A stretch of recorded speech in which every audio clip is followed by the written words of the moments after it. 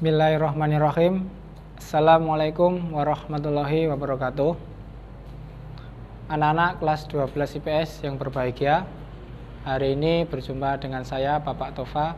Hari ini saya akan memberikan materi pembelajaran geografi kelas 12 IPS pada materi interpretasi peta dan citra.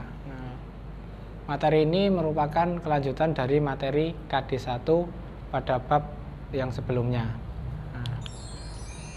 Dari sini saya akan memberikan sedikit penjelasan terkait interpretasi peta jaringan jalan. Nah, di sini untuk informasi atau pembelajaran di sini adalah kita nanti akan membaca peta dan membaca citra. Jadi untuk anak-anak semua silakan dilihat untuk peta berikut. Nah, peta yang saya ambil contoh di sini adalah judulnya Peta Batas Administrasi Kabupaten Semarang. Di sini nanti yang saya tekankan di sini adalah untuk membahas tentang kaitannya dengan itu jaringan transportasi pada materi pemanfaatan peta, Indraja dan SIG. Jadi dalam hal ini anak-anak bisa melihat untuk peta yang saya tampilkan di sini. Ini ada judul peta, kemudian di situ juga ada legenda. Nah, untuk legenda di sini yang saya tekankan adalah karena di sini saya ingin interpretasi peta jaringan jalan, maka kita fokusnya ke legenda di sini. Nah, bisa sambil dilihat untuk anak-anak semua. Di sini ada pembagian jalan, khususnya ada jalan arteri, ada jalan kolektor, ada jalan lokal, dan sebagainya. Nah, dari sini itu bisa kita membuat suatu perencanaan. Jadi ketika seseorang melakukan perjalanan, kita dapat melihat peta jaringan jalan.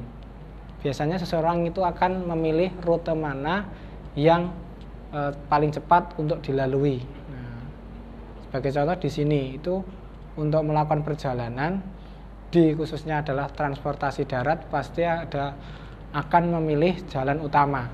Nah, jadi di sini dapat kita lihat misal dari Kabupaten Boyolali ke Semarang itu bisa melewati jalan arteri primer. Nah, kemudian kalau dari Jogja ke Semarang juga kita melewati jalan arteri seperti itu. Kemudian saya inginkan di sini ada perencanaan atau rancangan arsitektur tol laut di Indonesia. Nah, ini adalah kaitannya dengan transportasi laut. Nah, untuk peta di sini ini adalah merupakan peta jaringan itu pelayaran atau pelayaran atau pelabuhan. Nah, di sini itu antara pelabuhan yang satu dengan yang lain ini pasti memiliki rute. Nah, kira-kira untuk rute di Indonesia rancangannya adalah seperti ini. Misal di Pulau Sumatera menuju ke Jawa, kemudian Jawa ke Sulawesi, ke Papua, dan sebagainya. Ini adalah contoh transportasi laut. Kemudian ini adalah transportasi udara. Nah, untuk peta di sini adalah merupakan peta rute penerbangan. Nah, jadi kalau kita lihat dari atas ini adalah sangat sibuk sekali untuk perjalanan atau penerbangan, khususnya yang ada di Indonesia. Jadi di sini ada rute-rute mulai dari Jakarta ke Sumatera, kemudian ke Kalimantan, dan lain sebagainya.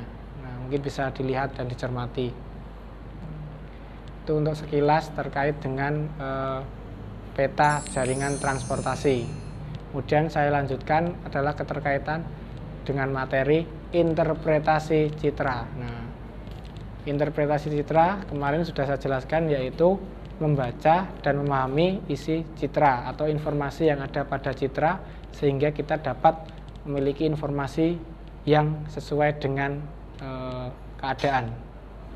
Nah, untuk melakukan interpretasi citra di sini ada kriteria yang antara lain adalah terdiri dari rona atau warna, kemudian ukuran, kemudian bentuk, kemudian tekstur, kemudian pola, bayangan, situs, dan asosiasi.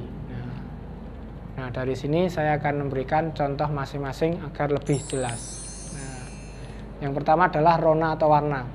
Rona atau warna adalah tingkat kegelapan atau tingkat kecerahan objek pada citra. Nah, rona merupakan tingkatan dari hitam ke putih atau sebaliknya.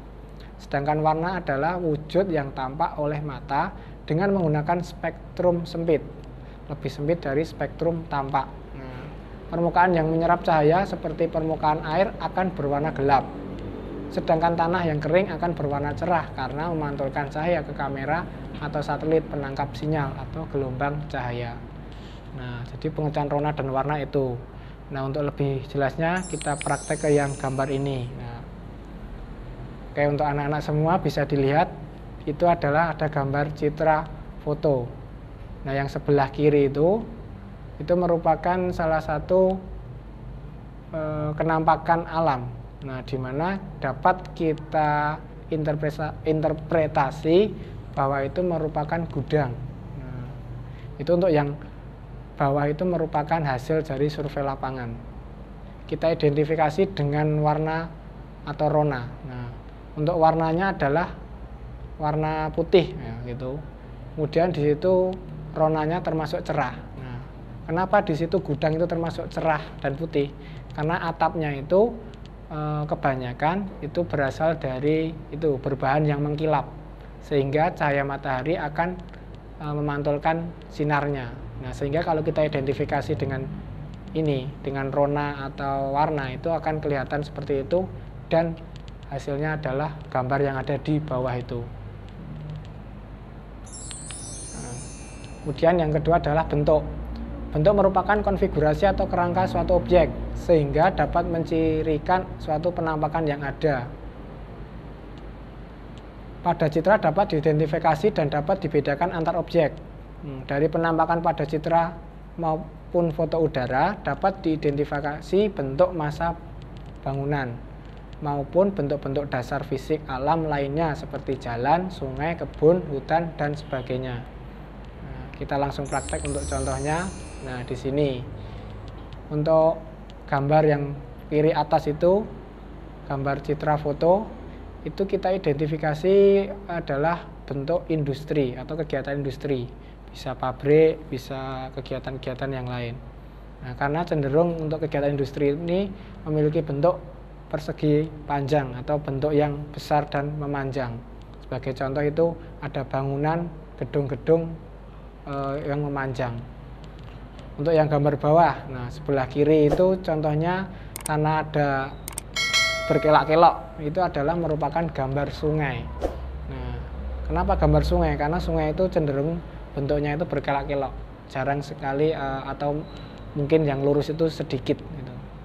Kemudian yang gambar sebelah kanan bawah itu merupakan gambar jaringan jalan. Nah, karena di situ kelihatan ada garis-garis marka, dan di situ bentuknya juga lurus gitu, beraturan gitu, istilahnya beraturan gitu ya. Dan selanjutnya adalah ukuran. Nah, ukuran di sini adalah atribut objek yang antara lain berupa jarak, luas, tinggi, lereng, dan volume. Dengan kata lain, ukuran merupakan perbandingan yang nyata dari objek dalam citra maupun foto udara yang menggambarkan kondisi di lapangan. Nah, kita praktekkan untuk di sini. Nah, pada gambar sebelah kiri ini merupakan gambar stadion. Nah, kemudian yang kanan itu juga gambar kemungkinan lapangan gitu. Nah, kenapa kita dapat identifikasi seperti itu? Karena dari bentuknya itu menyerupai lapangan stadion. Sebagai contoh yang kiri itu, nah, cenderung berbentuk oval gitu ya, dan ukurannya besar. Nah, kayak gitu. Kemudian tekstur. Nah, tekstur adalah frekuensi perubahan rona pada citra atau pengulangan rona kelompok objek yang terlalu kecil. Tekstur sering dinyatakan dari kasar sampai halus. Tekstur merupakan hasil gabungan dari bentuk, ukuran, pola, bayangan, serta rona. Nah, untuk prakteknya, nah di sini ada dua gambar foto udara, yang atas adalah tekstur halus dan yang bawah adalah tekstur kasar. Nah, kenapa terjadi perbedaan seperti itu? Karena di sini dibedakan atau bergantung pada jenis vegetasi. Vegetasi itu adalah tumbuh-tumbuhan. Pada gambar yang atas itu adalah jenis vegetasi itu adalah tumbuhan yang ada di sawah. Sebagai contoh adalah padi. Kemudian yang bawah itu merupakan jenis vegetasi yang pohon-pohon besar atau hutan. Sehingga di sini terjadi perbedaan antara tekstur halus dan kasar. Nah, contohnya seperti itu. Kemudian pola. Pola adalah susunan keruangan yang memiliki ciri menandai bagi banyak objek bentukan manusia dan bagi beberapa objek alamiah lainnya. Pengulangan bentuk tertentu dalam hubungan merupakan karakteristik bagi objek alamiah maupun bangunan dan akan memberikan suatu pola yang membantu dalam interpretasi citra maupun foto udara sehingga dapat mengenali objek tertentu. Nah, jadi pola ini akan membentuk karakteristiknya, misal pola memanjang, mengelompok, dan sebagainya. Nah, sebagai contoh seperti ini. Contohnya pola permukiman desa. Nah, pada gambar sebelah kiri ini adalah contoh permukiman desa yang rumahnya rapat. Nah, berarti kita dapat memberikan interpretasi untuk yang gambar pola permukiman ini cenderung mengelompok. Nah, yang gambar kanan juga mengelompok pada suatu penampakan alam itu. Nah, yang kirian mengelompok karena suatu kondisinya wilayah yang padat gitu. Kemudian adalah bayangan. Bayangan sering merupakan kunci pengenalan yang penting bagi beberapa objek yang justru lebih tampak dari bayangannya. Akan tetapi, di sisi lain keberadaan bayangan merupakan suatu kondisi yang bertentangan. Pada satu sisi, bentuk dan kerangka bayangan dapat memberikan gambaran profil suatu objek. Tetapi pada sisi lain, jika ada suatu objek yang berada di bawah bayangan, maka hanya sedikit memantulkan cahaya dan sulit untuk diamati pada citra atau foto udara. Nah, untuk interpretasi pada bayangan ini sebenarnya juga agak-agak sulit ini, karena harus ada bayangan yang memberikan suatu penanda. Sebagai contoh ini kita praktek pada gambar citra ini. Nah, gambar foto ini adalah tembok dan lampu stadion, sehingga di situ ada bayangannya. Itu mungkin kalau tidak teliti mungkin kita tidak bisa menemukannya. Tapi ketika kita interpretasi dengan jelas, dengan jeli, itu kita dapat menemukan tembok maupun lampu stadion yang berada pada pinggir atau berada pada tepi-tepi lapangan itu. Itu biasanya bergantung pada sinar yang memantulkan cahaya. Kemudian selanjutnya adalah situs atau lokasi. Nah, situs atau lokasi suatu objek dalam hubungannya dengan objek lain dapat membantu dalam menginterpretasi foto udara ataupun citra ikonos. Situs ini sering dikaitkan antara objek dengan melihat objek yang lain. Nah, di sini contoh situs perumahan yang memanjang pada sisi kanan kiri jalan. Nah, jadi di sini kita kaitkan bentuk dan kondisi yang ada di penampakan alam tersebut. Di sini kita lihat kalau contoh dari saya itu adalah situs perumahan yang memanjang. Nah, kenapa di situ memanjang? Karena mengikuti jalan. Kenapa di situ saya katakan perumahan? Karena di situ merupakan permukiman yang termasuk kategori padat. Nah, jadi di sini memanjang mengikuti jalan. Kemudian selanjutnya adalah asosiasi. Asosiasi dapat diartikan sebagai keterkaitan antara objek yang satu dengan objek yang lain. Dengan kata lain, asosiasi ini hampir sama dengan situs.